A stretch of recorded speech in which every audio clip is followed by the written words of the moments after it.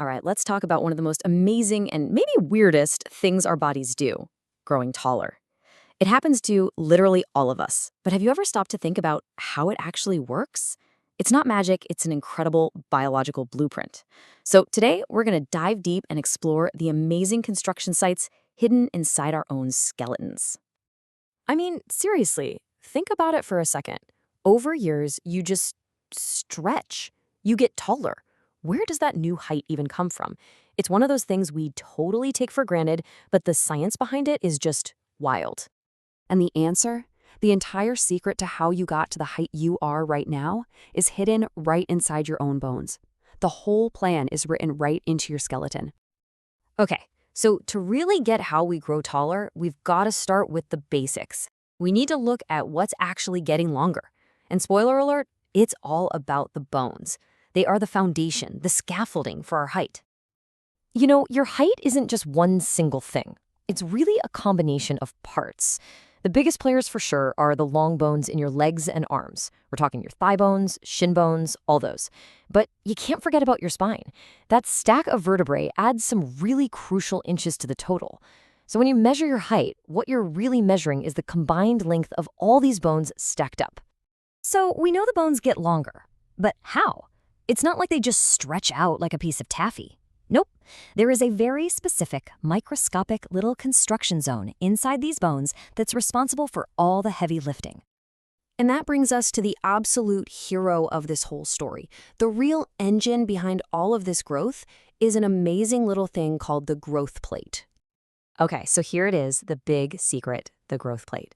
Its fancy name is the epiphyseal plate, and it's basically a special little area of soft cartilage that you'll find at the ends of your long bones. This right here, this is the reason we grow taller. You can think of them like tiny, nonstop bone factories. And these little factories are put in some really smart places. You've got them at the ends of your femur, your tibia, so your thigh and shin. You've got them in your upper arm, your forearm bones, and even in the vertebrae that make up your spine. Basically, they're located everywhere your body needs to add some serious length. So now that we found the factories, let's take a look inside. Let's see how the production line actually works. And believe me, it is a seriously efficient process. Here's the play-by-play. First, a signal shows up. These are hormones. They tell the growth plate, hey, time to get to work. So the plate starts churning out brand new, soft cartilage cells. Now, as new cartilage gets made on one side, the older cartilage on the other side starts to harden and turn into real solid bone. This whole process literally pushes the ends of the bone away from each other, which makes the entire bone longer. It's genius. Now, every construction site needs a boss, right? Well, in this case, the bosses are your hormones. You've got growth hormone, that's like the main project manager. Then there are thyroid hormones, kind of keeping an eye on the overall pace of everything. And then, during puberty, the big supervisors show up: testosterone and estrogen. They order a massive, super fast growth spurt. But, as we're about to find out, they also give the final order to shut the whole operation down for good. Because here's the thing, this incredible growth process doesn't go on forever. Eventually, all those construction sites close up shop. And that brings us to the end of our natural growth. So let's talk about how and why that actually happens. And here is the great paradox of growing up. That huge surge of estrogen and testosterone that causes your biggest growth spurt, well, that is the exact same thing that signals the beginning of the end. Those very same hormones start the process of hardening the entire growth plate, turning all that useful soft cartilage into solid, permanent bone.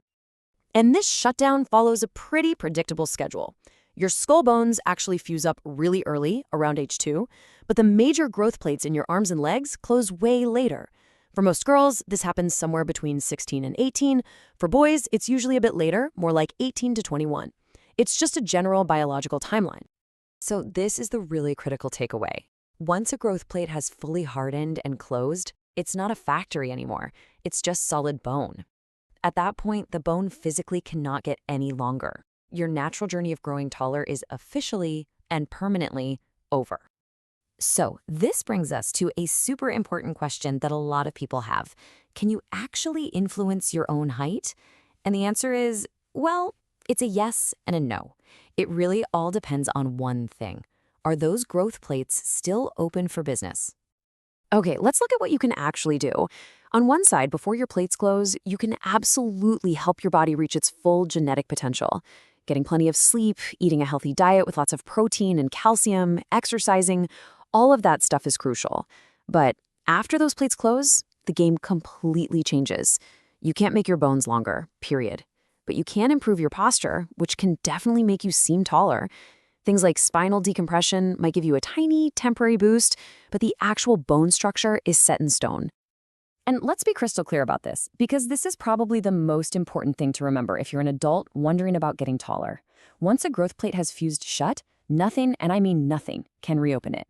No pill, no magic supplement, no special exercise or stretching routine. That factory is closed for good.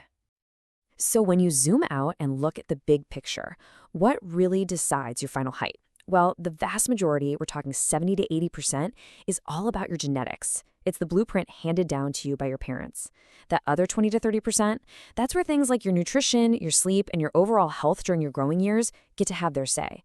They help you fulfill the potential that's already written in your genetic code.